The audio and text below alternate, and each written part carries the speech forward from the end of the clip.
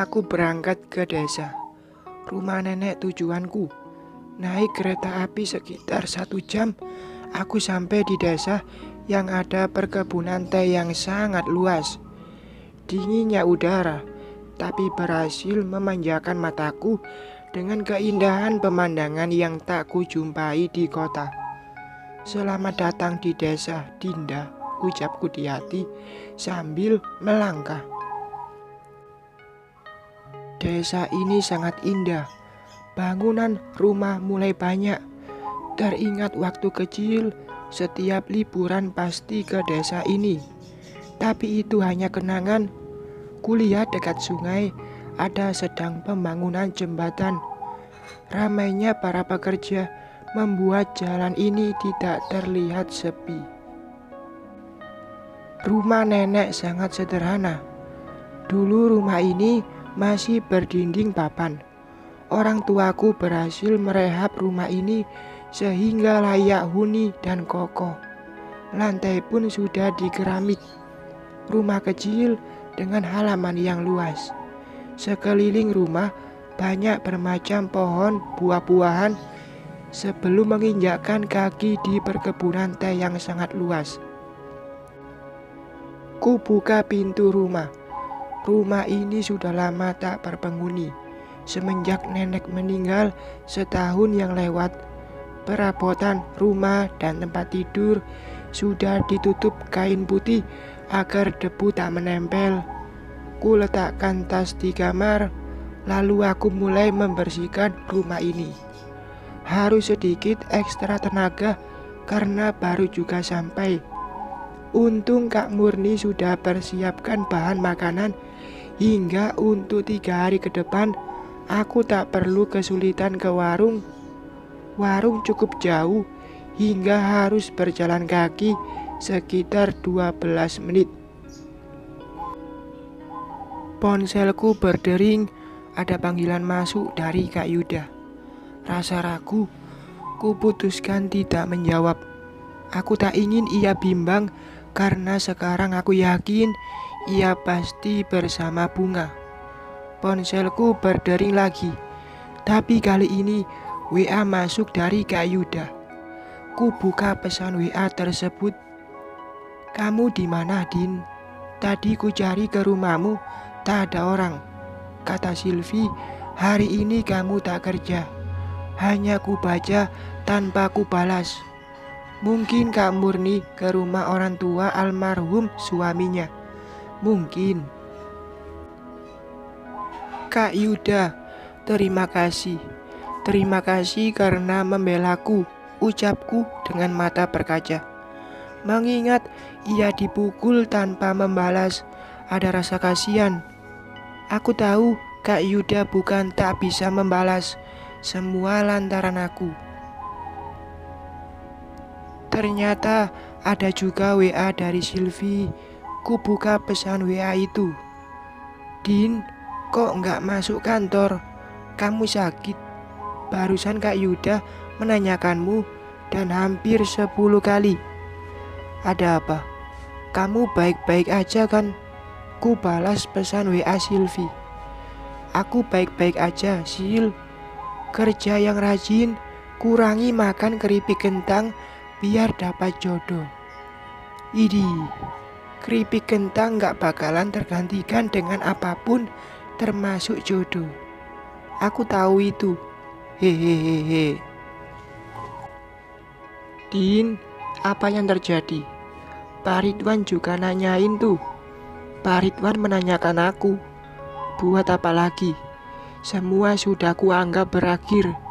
Kisah ini hanya sekedar kenangan meragami cerita hidupku. Oh, balasku singkat. Baru kali ini kulihat bos galau. Kalian lagi bertengkar. Semuanya sudah berakhir, Sil. Sepertinya aku gak bakalan bisa menyaingi mantan istrinya yang juga seorang pengusaha. What? Putus? OMG, kok bisa sih? Sayang lo, Din. Lelaki seperti Pak Ridwan itu langka. Iya, tapi nggak jodoh mau diapain. Belum saatnya aku cerita kejadian semalam. Lagian aku belum selesai beres-beres.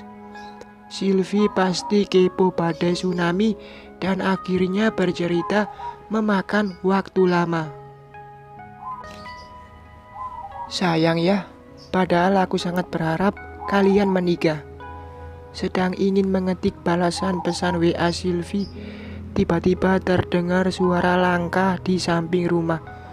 Suara itu sangat jelas terdengar karena daun kering banyak bertebaran di halaman hingga menimbulkan bunyi saat diinjak.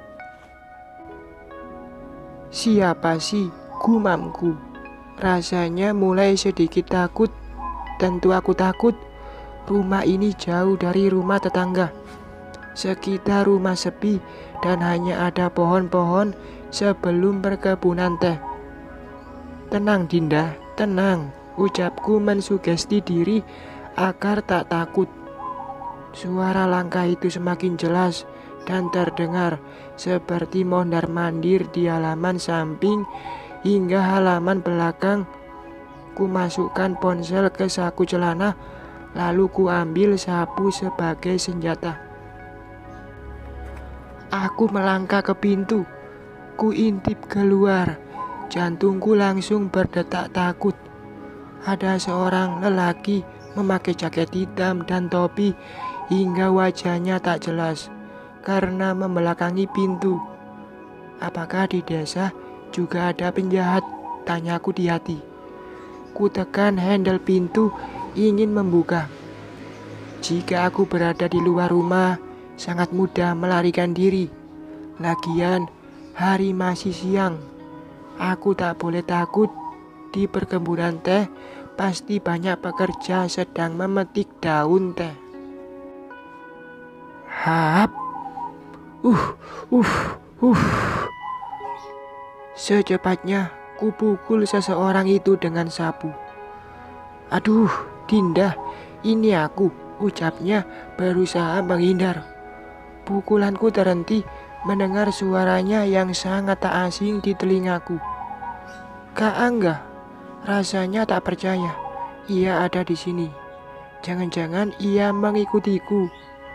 Dulu aku pernah mengajak Kak Angga ke rumah ini saat setelah seminggu kami menikah, hanya sekedar mencari tempat indah dan tenang. Iya, aku. Pukulanmu sakit juga. Untung tidak buat kepalaku pecah. Lagian kalau datang, ketuk pintu, bukan mondar-mandir seperti pencuri. Aku ragu kamu ada di dalam. Debu teras ini saja masih tebal, seperti belum ada manusia yang datang. Aku baru sampai, belum sempat menyapu hingga keluar. Lagian ngapain Kak Angga mengikutiku? Jangan sinis, aku nggak ada niat buruk. Lalu Kak Angga meniup debu di bangku kayu teras dan duduk. Duduk Din, nggak capek apa berdiri terus? Ngapain kamu ke sini? Aku tetap berdiri dengan memegang sapu. Kak Angga menghela nafas panjang lalu menyalakan rokok. Aku tadi melihatmu jalan dekat jembatan. Maksudku dekat jembatan yang belum jadi. Awalnya ragu apakah itu kamu atau bukan. Aku lagi ada proyek pembuatan jembatan itu, jawab Kak Angga sambil mengembuskan asap rokok. Jadi aku salah paham. Kukira ia menanyakanku ke Kak Murni. Hampir saja menuduh Kak Murni membocorkan keberadaanku. Ibu titip salam. Mungkin 2 minggu lagi aku akan menikah dengan salah satu gadis desa ini. Aku langsung duduk di bangku yang lain. Kak Angga sudah dapatkan calon istri. Syukurlah, ini bagus agar ia tak mengganggu hidupku lagi. Kisah kami sudah berakhir. Aku turut senang mendengarnya. Kamu gimana? Kapan nikah dengan Pak Ridwan? Aku terdiam Mungkin saja tak ada pernikahanku dengan Pak Ridwan. Itu hanya angan-anganku yang tak kesampaian. Dulu aku sangat cemburu melihat kalian hingga ku minta Pak Ridwan menjauhimu. Ia tersinggung karena caraku mengancamnya. Tentu aku ancam karena tak rela melihatmu bersamanya. Akhirnya terjadi pergulatan di kantor dan aku dipecat. Cerita Kak Angga. Jadi Pak Ridwan bukan sengaja memecat Kak Angga. Cara Kak Angga yang membuatnya tersinggung. Lagian mana ada orang mau mempekerjakan seseorang yang berani bergulat atau mengancam atasan. Pak Ridwan tak salah, aku yang salah paham. Tak heran juga karena Kak Angga bermulut tajam. Yuda juga, ia punya cinta yang besar untukmu hingga mengancamku agar tak mengganggumu lagi. Aku masih diam, menyimak. Untung ada ibu. Ibu tak hentinya mengingatkanku agar sabar dan ikhlas. Sulit sekali, tapi akhirnya aku berhasil merelakan perceraian ini. Dan tak butuh waktu lama, aku dipertemukan seorang gadis desa yang sederhana, tapi mampu membuatku nyaman meskipun seorang Dinda belum terkalahkan. Debbie bukan perempuan yang baik. Dengar kabar, ia juga simpanan kepala cabang yang menggantikan posisiku.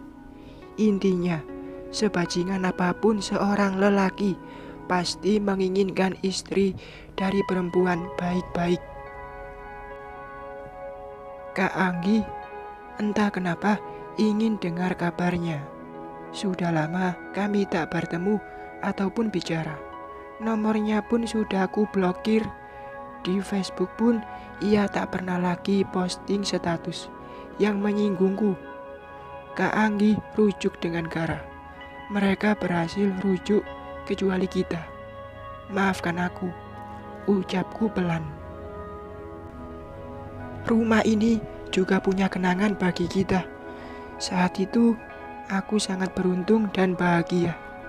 Andai waktu bisa dikembalikan, mungkin kata cerai tak akan pernah aku ucapkan. Aku bodoh ya, tidak usah dibahas. Kudoakan Kak Angga bahagia bersama wanita itu. Maaf, aku tak bisa. Ucapanku tersekat, tak enak melanjutkannya. Kamu tidak ucapkan terima kasih, Din. Terima kasih apa? Heran saja dengan pertanyaan Kak Angga.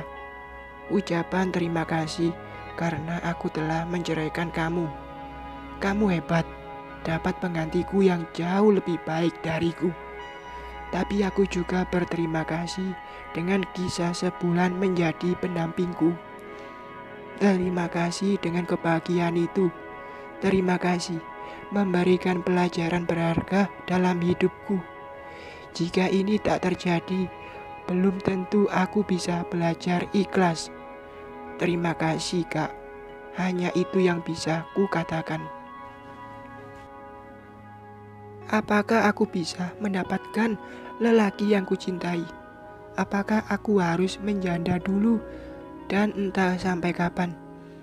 Hati-hati sendirian di rumah. Kunci pintu. Kalau diperbolehkan, aku ingin mengenalkan calon istriku. Tentu, Kak. Aku senang bisa berkenalan dengan calon istrimu. Ia anak kepala desa. Jika kami jadi menikah, mungkin pesta 3 hari 3 malam. Jangan sia-siakan dia, Kak. Pasti aku tak mau kehilangan seperti aku kehilangan Dinda. Kak Angga menatapku. Kami beradu pandang sesaat. Mungkin inilah yang terbaik, berteman setelah bercerai. Kulihat Kak Angga lebih dewasa dari sebelumnya. Cara bicara, ketenangan berkata, dan yang lebih penting, cara pikirnya. Mantan ibu mertua berhasil membuat putranya berubah. Syukurlah. bersambung.